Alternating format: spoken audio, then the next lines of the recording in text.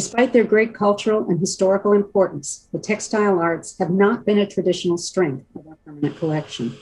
Social fabrics is largely a lone show, and we've had generous cooperation from our cousin institutions, Dumbarton Oaks in Washington, and the Museum of Fine Arts just across the river, and from the Textile Museum, the Cleveland Museum of Art, and the Metropolitan Museum of Art. For members of our audience who are not familiar with historical textiles, I hope this exhibition will provide a deeper appreciation of one of the most ancient, pervasive, and intimate art forms. Textiles touch nearly every aspect of human existence, from swaddling newborns to enshrouding the deceased. Woven fabrics have functioned for millennia as necessity and luxuries, but also as a medium of exchange and a form of wealth. In consumer-driven societies, where fabrics are machine-made, disposable goods, it can be difficult to understand the extraordinary artistry invested in medieval textiles and their value as an economic asset for individuals and the state. Conversely, the latitude given to dress as a form of personal expression in our day would have been inconceivable to a medieval Egyptian. For historians, textiles serve as important socioeconomic indicators.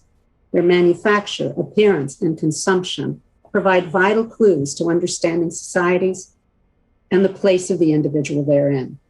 The textiles in our exhibition are particularly meaningful because they are embedded with words. The title Social Fabrics is more than a play on words. The fabric in question are a visual form of communication, expressing political and social power, commercial contacts, and concerns for the afterlife. The exhibition highlights the significance of language-bearing cloths created during a transformative period in Egyptian history. In the medieval era, control of the region shifted repeatedly as Egypt was subsumed under a sequence of empires, Byzantine, Umayyad, Abbasid, and Fatimid, and the majority religion gradually evolved from pagan to Christian to Muslim. These seismic political and cultural changes are reflected in the textiles. With only 38 objects, the exhibition is not large, but it packs a lot of content. This is rich and complex subject matter. And as you can see from the title page of the exhibition catalog, I had the great good fortune to tackle it with a marvelous group of colleagues, curators, conservators, and professors. And if you see the figures pictured at lower right, conservation fellow Julie Wirtz, and then Harvard graduate student interns, but now newly minted PhDs, Katie Turonis and Meredith Winter. Although he's not pictured here, Professor Jochen Sokoli has been essential to this effort. For this generation of scholarship, he is the expert for these textiles. He's co-editor of the catalog, and next spring in April, he will deliver the Calderwood Lecture in Islamic Art to coincide with the exhibition. The exhibition features 31 textiles. Most were produced about 1,000 years ago in Egypt, although a few came from Yemen, Iran, and Iraq. All are said to have been recovered from Egyptian graves. The core fabrics date from the 9th through 12th centuries, and taken together, they reveal the diversity and stratification of medieval Egypt. Although they feature varied materials, techniques, and designs, they are conceptually unified by Arabic inscriptions, either present or as a paradigm, and most belong to the prized category of Tiraz textiles. Tiraz may be an unfamiliar word for many. In fact, there is much in this project that may be new ground, so I'll ask your indulgence to lay down some background information. We'll start with a general definition of Tiraz, then establish our bearings in time and space, and finally clarify two technical terms. Tiraz were a highly prestigious form of textile. For centuries, they gave material form to a privileged network headed by the caliph or imam, who was the temporal and spiritual leader of the Islamic world. Tiraz with inscriptions that named the caliph were not available for purchase on the open market. They were distributed by the ruler, either as part of annual salary disbursements to state employees or as gifts to favored courtiers and officials. One of the most telling historical accounts of the use of Tiraz can be found in the Muqaddimah by the great Arab philosopher historian of the 14th century, Ibn Khaldun, which you see on the screen. He was describing the court practices of the Fatimid dynasty, who ruled Egypt from 969 to 1171, when he wrote, "One of the splendors of power and sovereignty was to inscribe their names in the borders of garments designed for their wear. Thus, the royal robes are bordered with a tiraz. It is an emblem of dignity reserved for the sovereign, for those whom he wishes to honor by authorizing them to make use of it, and for those whom he invests with one of the responsible posts of government." Tiraz inscriptions announced political and religious affiliations and sometimes expressed aspirations. But they were different from the message t-shirts or slogan hats that we're familiar with. The content of Tiraz inscriptions was controlled by the state, and their display functioned as a form of differentiation, communicating who could walk in the corridors of power. Now for our bearings in time and space. Our exhibition focuses on the years roughly 850 to 1150, when Tiraz was mature both as a concept and an industry. But for comparison and context, we've included some wonderful Egyptian textiles from the pre-Islamic era. This slide hints at the tremendous political and cultural shifts that took place in the late antique and medieval era, and how the Egyptian textile industry responded. In the year 641, the Arab Muslim armies conquered Egypt. As the map at left shows, Egypt had been a prized province of the Byzantine Empire, here colored orange, whose state religion was Christianity. The Byzantine period tapestry below bears a flowering tree with the word flourish written in Greek. Within the first century of Muslim rule, Arabic replaced Greek as the language of the ruling class and as the administrative language of government. By the 9th century, Egypt had become a province in the Abbasid Caliphate. On the center map, it's the green territory simply labeled the Caliphate. The Abbasids ruled Egypt from 750 to 969, although their empire endured elsewhere, their caliphate endured elsewhere until 1258. Incorporation into the Abbasid Caliphate brought a profound eastward shift in cultural orientation for Egypt, as the Abbasid seat of power was in Iraq. For most of their reign, the Abbasid imperial capital was Baghdad. By the middle decades of the 9th century, the Abbasid aesthetic had found a distinctive expression in Tiraz. These are elegant but austere textiles. They're usually a finely woven fabric of plain white on which an inscription has been embroidered in a single color of silk, either red, blue, or black. In this, they recall the appearance of a manuscript page. This example, the example below the map, was created in Baghdad in the early 10th century. In 969, Egypt was wrested from Abbasid control by the armies of the Fatimid dynasty, who established themselves as a rival caliphate.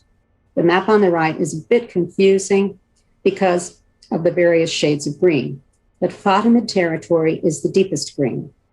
The Abbasid domain is still labeled the caliphate, is a lighter blue-green, and Byzantine lands remain orange. The Abbasid and Fatimid regimes differed in many ways, but for our purposes, the two most important factors were, first, they stood on opposite sides of one of the most important schisms in Islam, Sunni and Shia. In a direct challenge to the Sunni Abbasids, the Fatimids claimed to be the rightful leaders of the Islamic world because of their descent from the Prophet Muhammad through his daughter Fatima. And second, the political status of Egypt changed dramatically as control shifted from one regime to the other. Under the Abbasids, Egypt was an important but peripheral province. Under the Fatimids, Egypt became the heartland. The Fatimids founded the city of Cairo as their imperial capital. As a rival caliphate, the Fatimids were largely cut off from the luxury textiles produced in Abbasid territories. To meet the needs of their extravagant court, they expanded the Egyptian textile industry with spectacular results, as the 11th century tapestry beneath the map illustrates. One of the things that I've really enjoyed as a curator has been the chance to examine works of art closely, to be able to see how a work of art is created through strokes of a brush, pen, or chisel, or, in the case of these textiles, through the manipulation of fibers. I think we better understand artistic achievement by knowing how the physical properties of materials can be harnessed to create different visual effects, and by grasping how artists have worked with the possibilities or struggled against the limitation of their craft. Ours is an age of machine and now digital production, but these fabrics show the hands of their makers if we look closely. I've mentioned embroidery and tapestry, so we'll devote 3 slides just to be certain everyone understands these techniques. Speaking broadly, two textile traditions were brought together in Egypt in the centuries covered by our exhibition. We can designate them as the Western and Eastern traditions.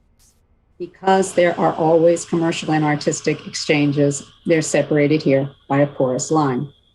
The Western tradition refers to Egypt's indigenous weaving, which primarily used linen and wool. The Eastern tradition refers to textile practices of lands to the east, specifically the taraz produced in Iraq and Iran, which usually employed cotton and silk. Fibers have different qualities. The animal-derived fibers are easier to dye. So for taraz, we usually find colored wool and silk used as the patterning elements on grounds of white linen or cotton. Also, silk produces very fine and smooth threads for use in textiles. Wool threads tend to be thicker with a coarser texture. In general terms, there's a long tradition of tapestry weaving in Egypt, in contrast to a strong embroidery tradition in lands to the east. There's a lot of information in this slide, but our concern is only with how pattern is created. To embroider a pattern, you start with an already woven fabric. The design is created by pulling colored threads through the fabric with a needle. If you pull those embroidery threads out, you would still have an intact textile because weaving and pattern are separate. Compared to wool, silk threads create less friction when pulled through a fabric, so they work well for embroidery. As expressed in Taraz, the Abbasid aesthetic favored embroidery with silk threads on brown fabrics of cotton or silk. The diagram demonstrates the chain stitch, which was the predominant stitch in Eastern Taraz. You can also see it in the photograph below as a pale green thread. Tapestry, of course, is different. A tapestry weaver builds the pattern during the weaving process itself. The picture at lower left shows a simple loom setup. The white yarns that run vertically are the wool. The yarns that run horizontally or from right to left are the weft. Here, blue and yellow. Pattern is created by weaving colored weft yarns just where they're needed for the design. The diagram above shows the same thing. The warp is white and the weft yarns are white and black. Pattern is created through the intersecting of the warp and weft yarns. If you pull out the patterning weft yarns, you're left with bare warp. Another important difference between the two techniques concerns the grid created by the horizontal and vertical yarns on the loom. Tapestry builds on the grid, whereas embroidery threads are independent of the grid. They can move in any direction across the face of the textile. That said, tapestry weavers have always found ways to create curves and diagonals in their designs. As you can see in this photo micrograph of a rabbit from one of my favorite textiles in the exhibition. Until this project, my work in textiles had concentrated on draw loom woven silks, in which a complex loom is sort of programmed to repeat certain shapes within the grid. The freedom of tapestry took me by surprise. There's a marvelous plasticity in the way the weaver can bend the patterning wefts to build shapes and fill spaces as needed for the design. From this slide, you will also realize that I've been showing you details of larger objects. This is primarily because of our digital format. On a small screen, a detail can sometimes give more information about an object than an overall image. I want to stress that you will want to experience this exhibition firsthand. Textiles have a tactile, physical presence. Too often, studio photography squashes the life out of them, and a computer screen further flattens their topography and homogenizes the myriad variations in color and texture. Perhaps you can see that this is a tapestry.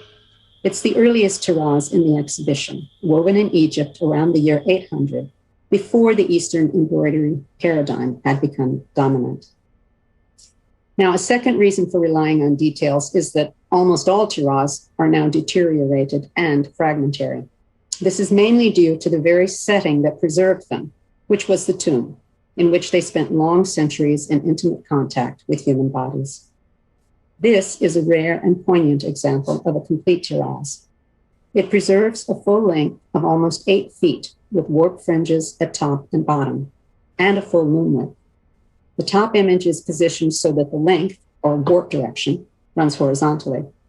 During its owner's life, it likely served as a cherished shawl. In death, it became a precious shroud. The full view shows dark stains regularly spaced across the length. These movingly testify to how the deceased was wrapped and laid in the grave. But the final transformation of most tiaras into bits and pieces took place comparatively recently, in the late 19th and early 20th centuries, when there was a vogue for collecting Egyptian burial textiles. Although we decry the practice today, it was customary to cut apart these fabrics, preserving the pattern areas and discarding the damaged sections. Please bear in mind that most of the tiaras we'll see had a format similar to this shawl, that is, a length of mostly plain fabric with decoration concentrated near the ends. There are 3 sections in the exhibition. The first 2 focus on the Abbasid and Fatimid periods, asking what tiaras textiles meant in the lives of those who commissioned, produced, and used them. The third and final section examines the burial context, asking how tiaras were used and why.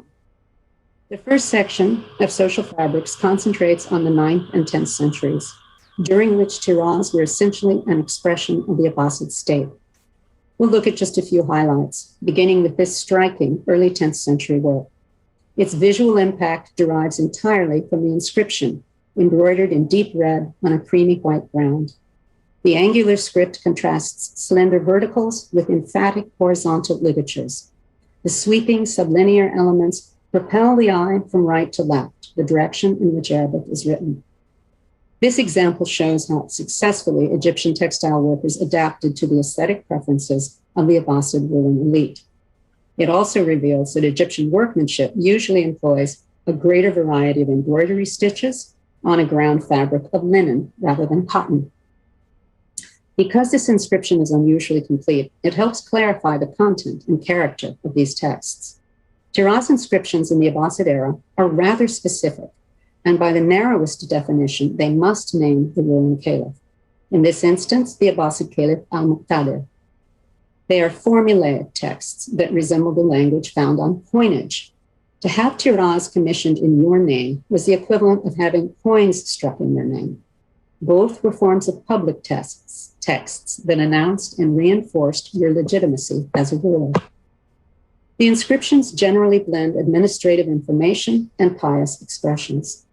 Control of tiaras inscriptions, who was named, in what capacity, and in what sequence, was a closely guarded prerogative of the ruler and his immediate administrators. Here, the text opens with blessings for the caliph, followed by the names and titles of the government officials who authorized and ordered its production. Then the workshop and the date. The sequence of officials is called the chain of delegation. This example also identifies its production center as a tiaras workshop in Tinis, in the Nile Delta, in the Hijri year 309. The primary purpose of tiaras inscriptions was to proclaim a ruler's right to exercise control, but they also offered an arena for competing ambitions.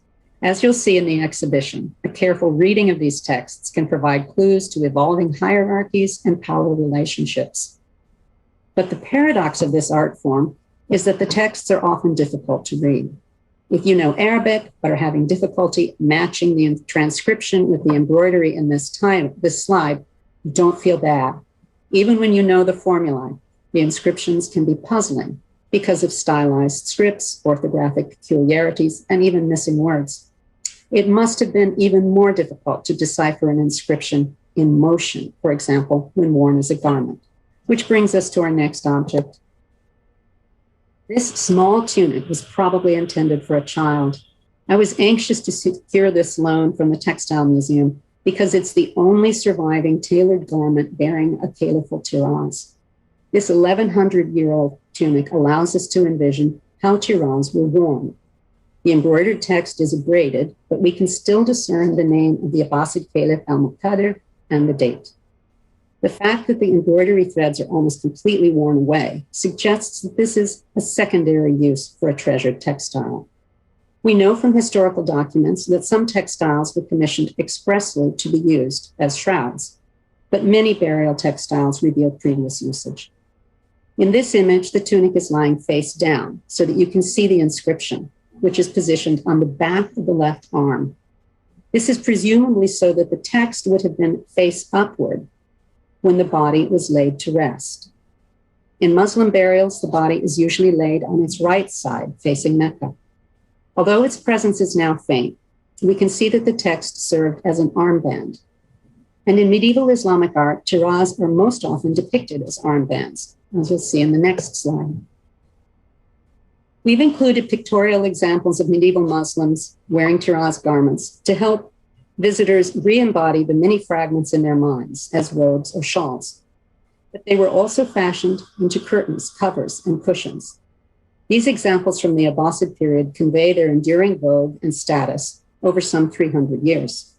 On the left, a luster bowl from 10th century Basra shows a seated courtier holding a beaker. His elaborate costume includes armbands that would have been understood as high-status tiraz.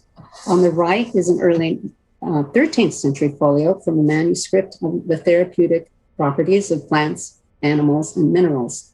The showy fabrics on this figure's shawl and robes, especially the elaborate gold tiraz bands, reflect the affluence and fashion consciousness of the Abbasid court. The textiles found in Egyptian graves reveal a region enmeshed in political and commercial networks, stretching from the Indian Ocean and eastern Iran to the Mediterranean and North Africa. In addition to linen and wool cloths from Egypt, our exhibition contains cottons from Iraq, silks from Iran, reed mat from the Levant, and as here, ikats from Yemen. By the time this beautiful textile was produced, the territorial realm and political authority of the Abbasid Caliphate had dwindled dramatically, and emirs in the provinces began separating from imperial rule. Yet tiraz textiles remained a potent symbol. Tiraz fashioned for rulers in Yemen, who nominally recognized Abbasid authority, are often inscribed in gold leaf outlined in black ink. This inscription does not mention the Abbasid Caliph, and instead it announces that a Yemeni emir ordered its production. Yemen's striped cotton cloths were widely appreciated in Islamic lands. The detail shows that the striping was sometimes achieved by setting up the warp threads of the loom to create simple bands in alternating colors, as in the tan stripes. But the patterning could also be carried out in a technique commonly called ikat, in which yarns were tie-dyed before weaving to create fluctuating gradations of blue, tan, and white. The ikat technique originated in Southeast Asia, spreading via Indian Ocean trade to Yemen, where it then became a specialty by the early Islamic era. Because it does not actually name the ruling caliph, some scholars would refer to this fabric as a tiraz-style textile. For this project, we've adopted a more liberal definition of tiraz to encompass tiraz-style textiles, because they clearly emulate the officially inscribed textiles and are, in fact, conceptually unthinkable without them. The most successful challenge to the Abbasid regime in Egypt came from the Fatimid dynasty. The second section of the exhibition examines tiraz textiles created during their 2th century reign. Soon after they conquered Egypt in 969, the Fatimids used tiraz as a symbol of legitimation. In this, they were following a well-established practice, yet the content of their inscriptions signaled a decisive shift in the religious climate, as the court's allegiance switched from Sunni to Ismaili Shi'i. This tiraz names Al-Aziz, the second Fatimid caliph to rule from Cairo. It's a commanding work, preserving a full loom width of 5 feet. Louise Mackey, former curator of textiles in Cleveland, said that whenever she put it on display, visitors would simply stand before it and stare. You must come see it for yourself. A bold inscription runs above and below a decorative band containing pairs of confronted harpies. The key phrases are the reference to the caliph's pure forefathers and his designation as a friend of God. These are coded expressions to assert the Fatimids' special relationship with God in the context of their descent from the Prophet Muhammad. Since their right to rule was based on this ancestral claim, the public display of such texts was one means to proselytize for their cause. With reduced access to the luxury textiles of Eastern Islamic lands, the Fatimids relied more heavily on the work of Egyptian weavers, primarily Christian Copts in this period. The Eastern embroidery technique and the stark Abbasid aesthetic seen in earlier Tiraz were gradually abandoned, and Egypt's indigenous tapestry technique and decorative repertoire were reimagined and refined to enrich Tiraz textiles. The tapestry weavers adapted silk threads as patterning elements to create designs with fine linear detail that would have been impossible with wool. Next, we'll see two details just from this Tiraz. This large Tiraz could have served as a shawl or even a turban cloth. The linen ground fabric was gossamer sheer. On the left, the silk letters appear to float in a light green film. Weaving reached virtuoso levels in these works. On the right, you can see how the weaver has exploited the freedom of tapestry to create a billowing texture in the body of harpies. The technical term for how the weaver has circumvented the grid of the loom to create these fluid shapes is non-horizontal weft, a very dry description for this poetic effect. In this magnificent Tiraz, woven about 1100, the sequence of decorative bands ran near the fringed end of what might have been a large shawl. This close-up shows that the weaver has skillfully maintained an even loom tension despite the very different densities of the sheer linen fabric and the compacted silk tapestry. In this example, the yellow silk is particularly lustrous and gives the appearance of gold. Now let's look at the decoration, which features a wealth of figural and vegetal motifs. Fatimid Tiraz with ornamental patterns are disproportionately represented in museum collections because they were particularly popular with collectors in the early 20th century.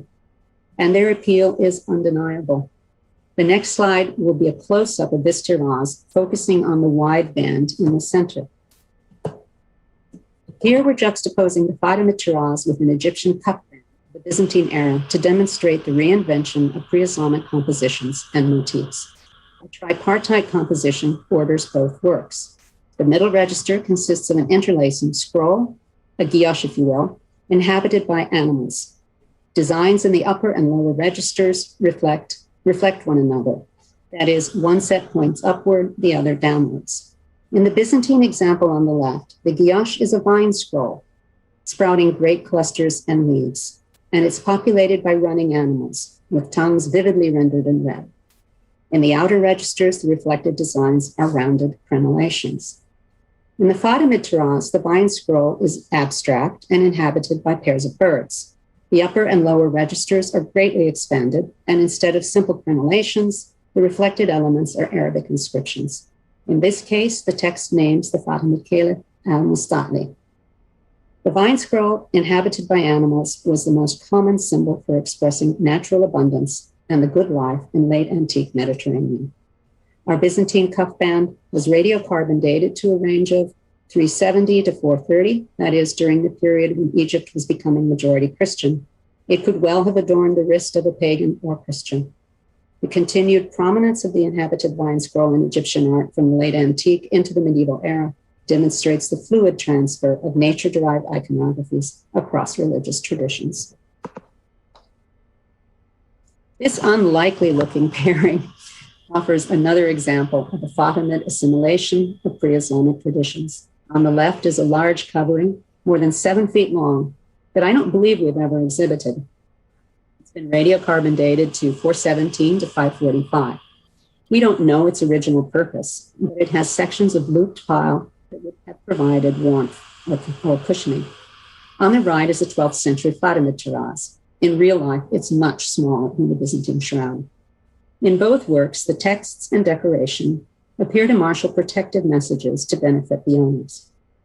The Greek text names a private individual and includes ankhs and emblems that symbolize the crucified Christ. The The Arabic text names God, the Prophet Muhammad, and Ali, the Prophet's son-in-law and first caliph, according to Shia doctrine.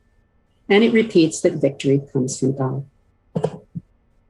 With these details, we can see that although they are separated by some 600 years, both textiles are dominated by similar long-lived decorative regimes, geometry and interlace.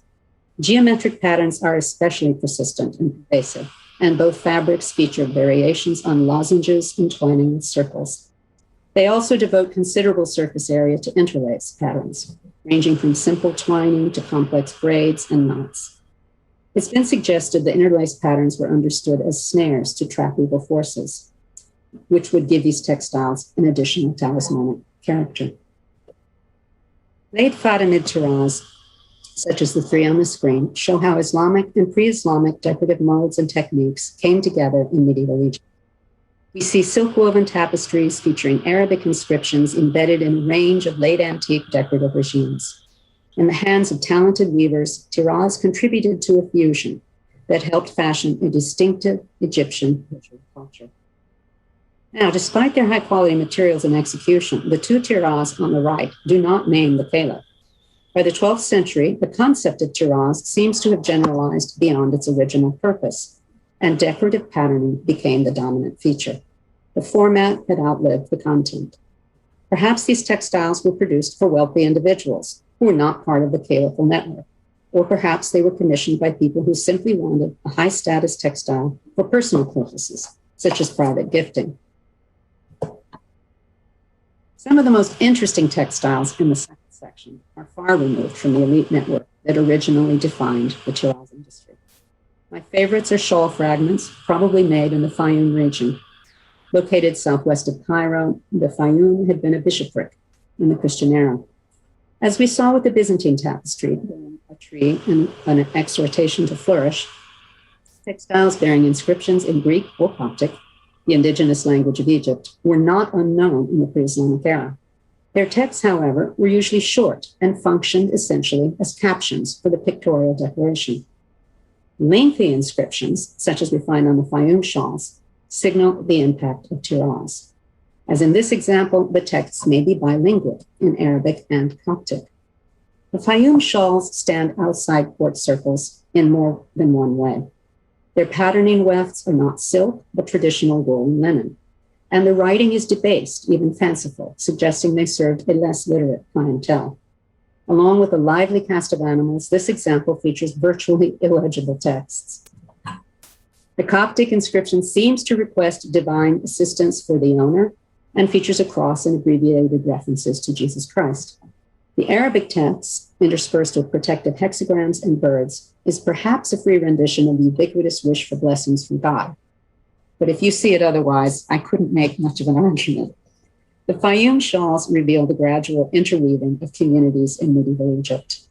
Their animal and plant motifs recall the Byzantine decorative repertoire, although the appearance of camels is a novelty in Egyptian textiles. And the presence of Arabic, either alone or alongside Coptic, shows the gradual process of language conversion.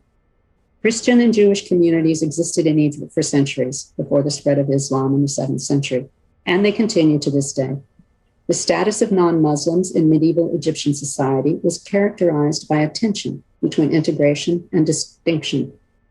And as they mingled with the Muslim population and worked within the state administration, they adopted Arabic as their day-to-day language. Over time, Arabic also became the predominant language of religious expression for these communities. Just when this language transition occurred is debatable. This bilingual shawl has been radiocarbon dated to 770 to 887. The third section of the exhibition considers the presence of inscribed textiles in a burial context, acting as a coda to the preceding discussion on the use and making of tiraz. In this final section, we explore both how and why these fabrics were used in medieval periods. Almost all surviving tiraz textiles were recovered from Cairo's immense urban cemeteries, known collectively as the Parapa. This view, taken from a balloon in 1904, faces south. It shows the vast medieval necropolis of Cairo. The Great Northern Cemetery, is in the foreground, and the Great Southern Cemetery, from which many tiraz are said to have been recovered, starts at the very top right.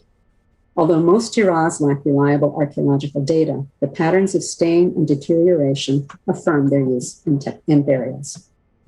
Now, the next slide is disturbing because it shows an enshrouded body. In some instances, textiles were recovered according to the scholarly standards of the day, as you see in these photographs from the 1930s, where a shroud-covered body is being processed by the staff of the Museum of Arab Art, now the Museum of Islamic Art in Cairo. In the photograph on the left, the man in the lab coat is marking the burial shroud and outlining the area of inscription. The inscription band was positioned over the face. In the photograph on the right, the decorated section of the tiraz is being cut apart. The striking Abbasid tiraz that we examined earlier is repeated here, because if you look closely, you'll see the three edges are cleanly cut, and the upper edge is marked with a graphite line. It undoubtedly received the same treatment. The Museum of Islamic Art in Cairo has the largest single collection of tiraz textiles in the world, numbering well over 1,000. But thousands more were unearthed by members of the antiquities trade who recorded find spots in only the most approximate manner, if at all. Their primary goal was to bring objects to an international market. And museums in North America are now one of the most important repositories for these objects. Egyptian burial practices for both Muslim and Christian communities involved enfolding the deceased in multiple layers of fabric. The body was dressed in a tunic or robe, and sometimes, in a continuation from Byzantine practice, the head or feet were laid to rest on a cushion. This tiraz probably served as a cover for a cushion. Areas of red and green would not have been visible simultaneously during use. The striking inversion could only be observed by turning the pillow over. The fabric is mostly intact, although it's possible that a final word is missing in the green section, which might have told us the location of the workshop. It's one of the earliest tiraz in the exhibition, datable on the basis of script and pattern to the early 9th century. We chose the green section of the cushion for the cover of the catalog because it's exceptionally beautiful and because the text literally says what was made in the tiraz workshop. As preparation for burial, the deceased was swathed in one or more fabric shrouds, such as the 8-foot shawl that we examined first. And in some burials, the entire ensemble was completed with a reed mat as an outer wrapping.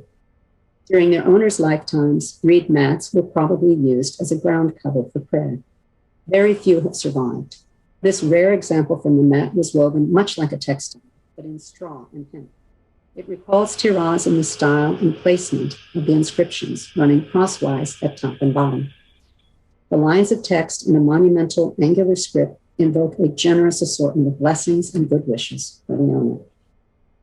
So now we turn to the more speculative matter of why inscribed textiles were present in such abundance in medieval Muslim burials.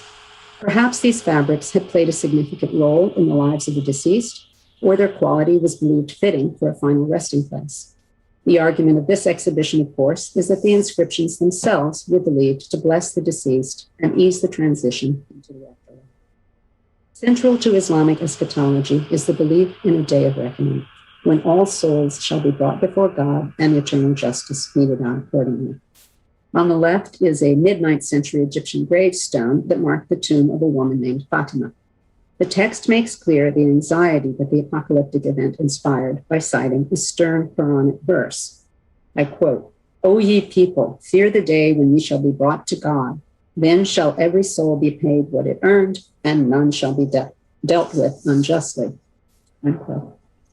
On the right is a detail from a late Abbasid tiraz that names the caliph and also the Prophet Muhammad. In some circles, it was believed that the prophet might intercede on the day of judgment on behalf of those whose lives had been less than perfect. For supporters of the Fatimid dynasty, the significance of tiraz texts was intensified.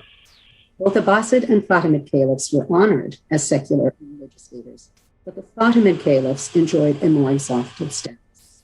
According to Ismaili Shi'i doctrine, they were appointed by God and imbued with infallible secret knowledge derived from their kinship with the Prophet's family.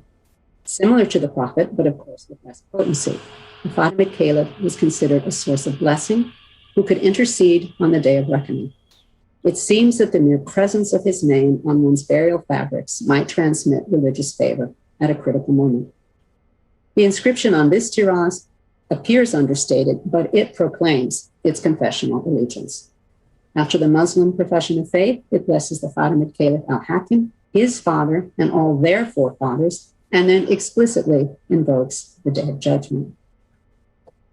Tiraz textiles served the regime and brought beauty and meaning to their owners in life or death.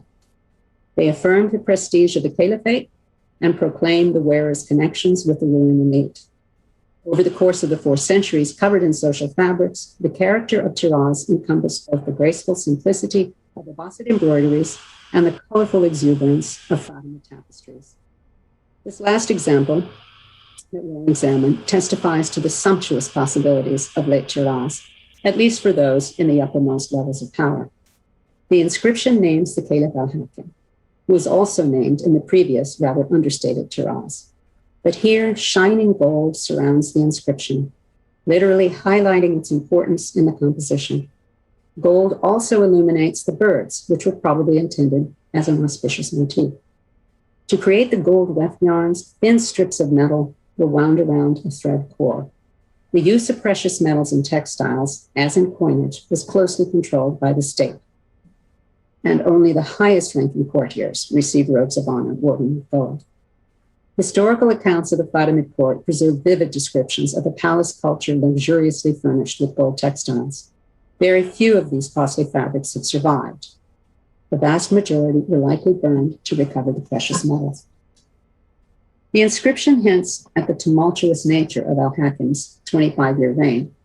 It reveals his ploy to subvert the direct line of succession and name his cousin, Abu Qasim, as the next caliph. Ultimately, his plan was thwarted by further palace intrigue. Fragmentary as they are now, the varied textiles brought together for this exhibition convey meaning through their inscriptions, patterns, and manufacturing techniques. They reveal the circumstances and aspirations of those who commissioned and owned them, and the remarkable resilience and artistry of their makers. Some of the texts convey membership in the upper echelons of power, while others only imitate the exercise of privilege. If the Fatimid tiraz prominently declare tenets of Ismailism, Shiism, the Coptic blessings on shawls seek to maintain Christian identity. All reflect a broader culture in which literacy is highly valued, if not widespread. All are vital social fabrics that speak across the centuries to our own concerns for systems of inclusion and exclusion and how these are announced and perpetuated. My colleagues and I have brought the texts for this project to completion, even as the world struggles to contain a pandemic, and the countless connections and transactions that weave together the very fabric of society are on hold or attenuated as a result of quarantine or social distancing. To a degree we could not have imagined at the outset of this project, we look forward to welcoming the public to this exhibition, and I hope to see you there. Thank you.